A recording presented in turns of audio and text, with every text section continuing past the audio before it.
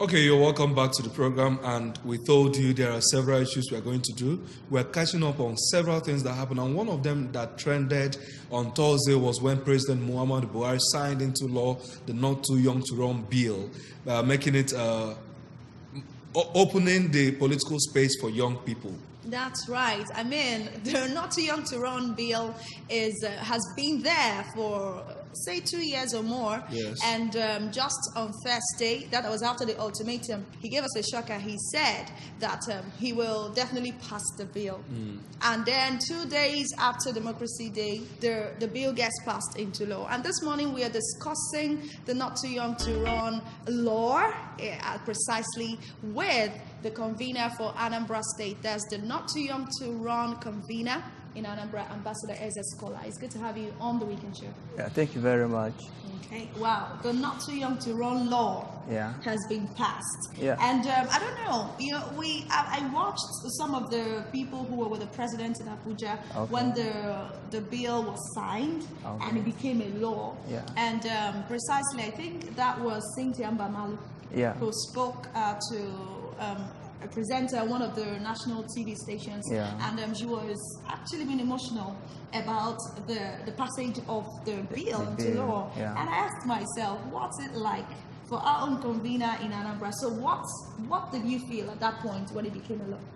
Yeah, actually, we felt excited. We're very, very happy for the bill to see the light of the day. Have a lot of bills that have been trashed at the National Assembly. But today, this one is no more a movement. It's no more a bill. It's now a law.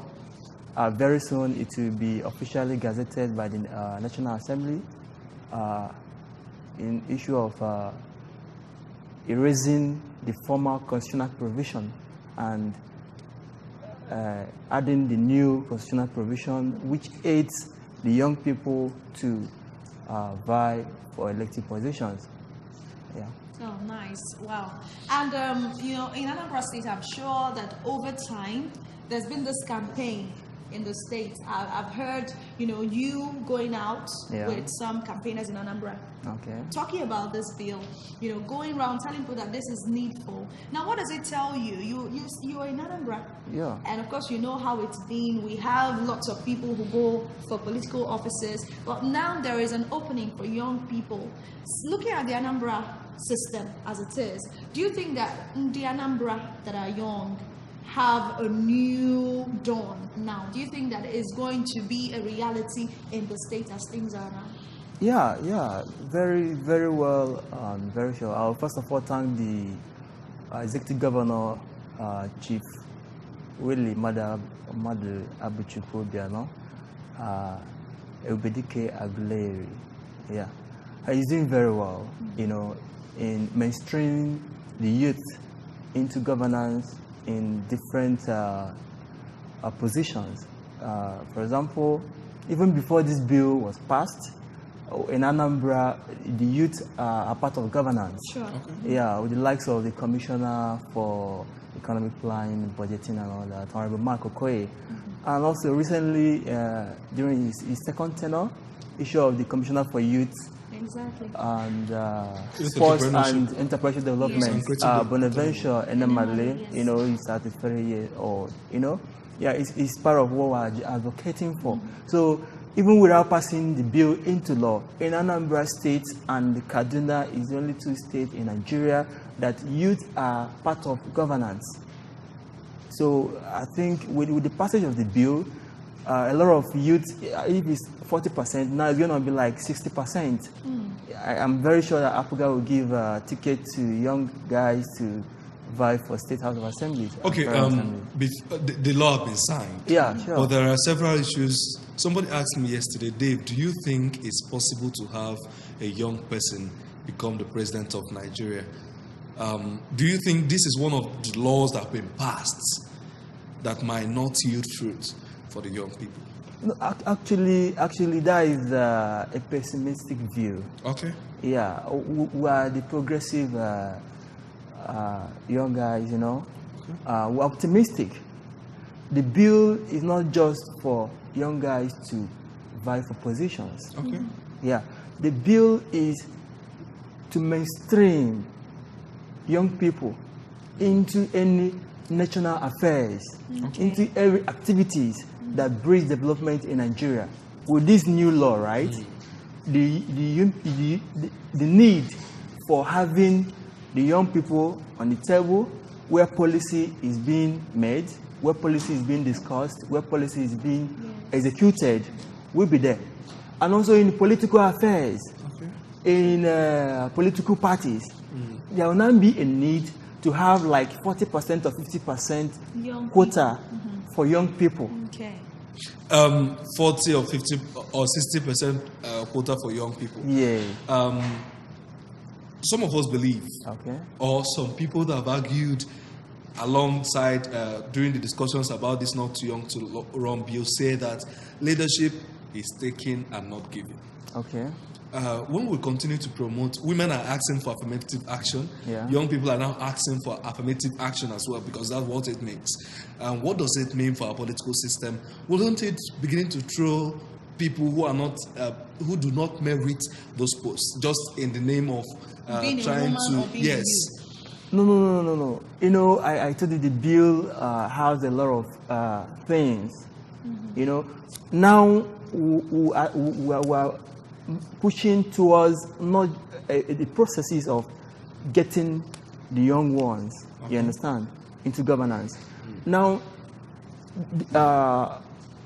from next month, there will be a new campaign whereby all the political parties, including INEC, the process for selecting candidates for election, it must be a creative, innovative, a leadership and focus-driven young people or candidates. Do you think our political system is ready for this? Sure, we're very ready. For this bill to see the light of the day, I'm telling you, all these rudiments must be achieved. Then do you think our young people are ready?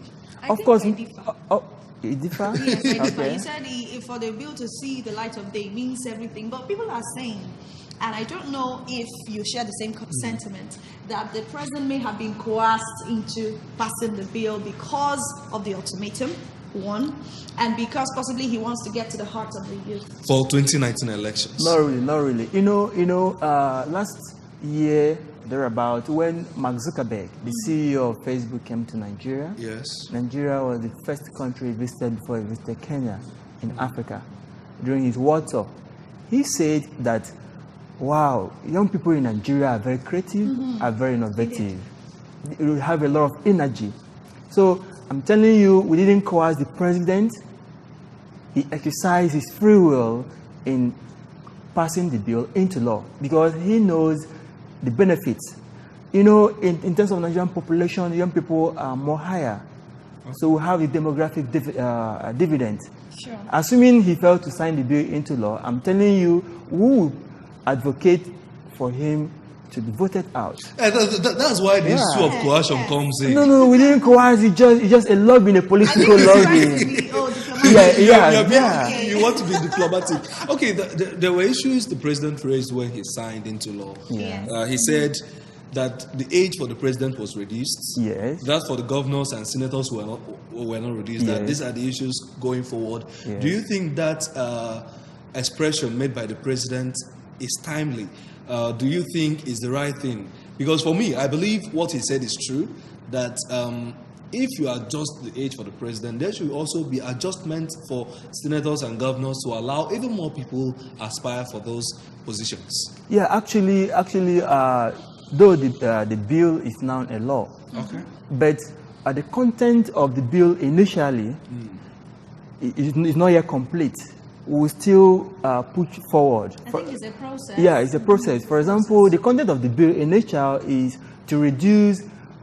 to amend the constitutional provision for the president to be reduced from 40 to 30, governors, which is 35, and Senate 35, presently to be reduced to 30. Then for House of Reps and the House of Assembly to be reduced to 25 from 30. Good. And I will thank the president for signing the bill into law. However, the president's assertion that the young people shouldn't run for the position of president for now, that we should wait for 2023. I think it's still his opinion. Still his opinion. We can't disenfranchise people that want to vie for the president, since it's not constitutional provision that at 35 you can run for a president of Nigeria. Then at 35 you can run for the governor, Senate 35 too. And you know, last year August I declared to run for governor of Ebonyi State. Okay. Yeah, at 30. Yes, at 30. But because of the age limit, the age limit, the bill has been passed, but that of the governor still have issues. That means you keep campaigning. Yeah, that's why we keep pushing. Though I also declared to run for federal house. Yeah, because I'm qualified to run for that. Okay. Yes. Okay, but then let me bring to your notice. Of course, last week on the program we mentioned that we have a group on Facebook for young people who are vocal in Nigeria and who want to be part of the discussion. Okay. You know, of course, we are asking them to drop comments on issues. So what we do is to post issues on Bold Niger Youth on Facebook. So if you go to Bold Niger Youth as well, you find that people have been commenting on this not too young to run bill being passed into law. And someone says, Justice Gabriel Mweze says there is nothing like after 2019, referring to what the president said regarding that young people should wait till after 2019. You know? Yes, he said there's nothing like that. Whoever contests and wins will become a president. Why must he set aside some particular year? Is it a must to be in the office twice? The answer is no. Let the bill come with immediate effect and stop being. Oh, he said something I can't say on TV. Then somebody else said, that's Uncle Frank Okafor, says we are now ready to run. Okay. Yes.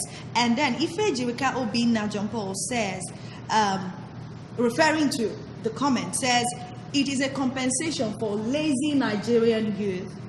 You know. So people are seeing the undertone there. Someone else says, Lojose Zesty Zandi says at last he should make way for us, as in for the young people.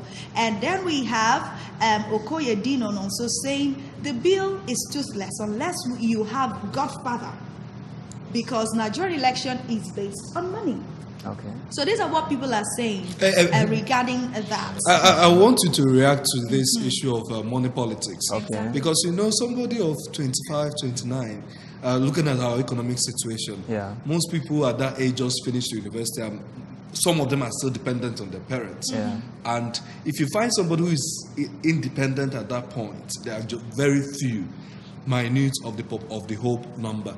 How does it affect the aspiration of young people reacting to the amendment? You should even start from him. Yes. To go for your Yeah, actually, on the issue of money politics, you know, this not too young to run. It's not just amendment of the age qualification to enable young ones to run. It's an advocacy platform to champion good governance in Nigeria and in Africa. On the issue of money politics, we are educating, or call it voters education, educating the voters, those qualified to vote. Yes, and have PVC. Now, going from what is happening in Nigeria, what we want is someone that will represent us very well. Good. On the day of election, on the day of voting, go and vote for someone that has the qualities to lead very well. Don't collect money. How do you vote for someone who has the quality, who has not been able to bring the message of his quality down to the grassroots? Because you know, one of the challenges is money is what brings these people to reach, even hard to reach areas. I don't know if you're getting me. And when you don't have that resource to sponsor yourself, to get to the message for people to even know that you're qualified. No, actually, right now, issue of money politics shouldn't be the game. Okay. You know, it should be in your constituency. Okay. I'm from Afik, but not on South constituency. Okay. I'm from Ebonyi State. My presence is being felt in the state, even in Anambra State. I stayed in Anambra State. I was born in Anambra State. My mom is from Anambra State. So I've contributed to the development of Anambra State. A lot of guys, the progressive minds, you know, they know about as a scholar. So it should be a game of who is who. You understand? Not just you want to run, but you must have contributed towards the development of that society. So issue of spending money for people to know you shouldn't be the case. You understand? Because the people you want to represent, they equally know you very well. So getting to the grassroots will be very easy. When you announce you want to run, people will be very happy because of your activities, antecedents, and all that. So you're saying that you announcing to run will be a welcome development, even in places where people are poor and they feel that people go into office and forget the people who voted them in. You know, this is Nigeria, and literacy when it comes to electoral matters is limited, even at the grassroots. Stomach infrastructure is still in play. You know, so there's no way we can wish that away. We're looking at this a system where the table has turned and young people are now able to even come out. And possibly the older generation still sponsors these young people. Aren't you seeing that playing out? Yeah, actually, though we still see experience such issues, you understand? But what I'm telling you is that the need is in now time for the creative, innovative, leadership driven young people to be voted for. Okay. Even without giving you money. You understand? And you know, a lot of people are poor, being marginalized in Nigeria because they sold their franchise on the day of election. When you vote for someone for 2,000, 3,000, the person is paying you off. You cannot hold that person accountable on that if the person is being elected. You understand? So when you vote for someone that you know that has the qualities and will represent very well, you understand?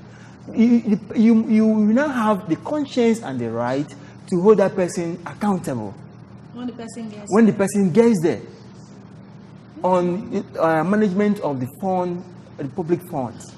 I think that what should happen now is not too young to run. Campaigners shouldn't rest on their oars. Sure. Yes, because the campaign has only just begun. Yeah, because there are lots of young people in Nigeria who don't have the wherewithal based on what happens in our clan. Okay. You know, to even contest. So the campaign has only just started. You know, to tell people they may not have the money, but these people are able. So I think that we should go beyond. Now we've passed the first stage. The second stage is even more tedious. Now in closing this, I'd like to read this comment, and then it's left for us to see going forward. It's by Dimi Prosper, still on Not Too Young to Run. He says, if the president was not put to pressure, he will never sign that bill. And don't forget, this is the time to get the president to sign almost everything. Because 2019 is by the corner. So we should keep that in mind. That is what most Nigerian youths are thinking. There is a bait. It's a bait. It's a bait. But then in the coming days, we'll get to find out if it's a bait or not.